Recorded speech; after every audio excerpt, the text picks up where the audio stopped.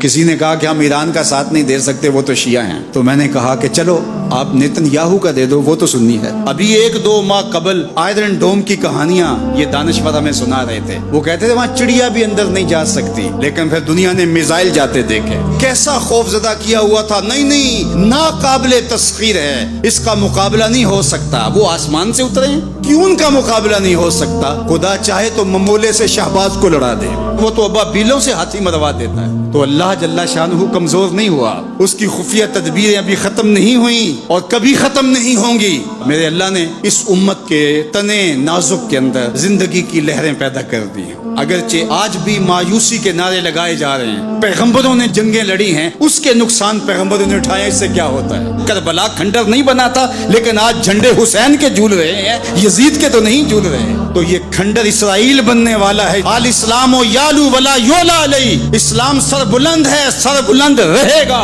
اس لیے ہمیں پوری قوت کے ساتھ ایران کے ساتھ کھڑا ہونا ہوگا۔ یہ ایران کی لڑائی نہیں ہے، یہ امت کی لڑائی ہے۔ یہ ان 80,000 بچوں کا، بوڑھوں کا، جوانوں کا بدلہ لینے کے لیے کھڑی ہوئی ہے امت، جن کو پیس دیا گیا اور ان کے اوپر نوحہ بھی نہیں پڑنے دیا گیا۔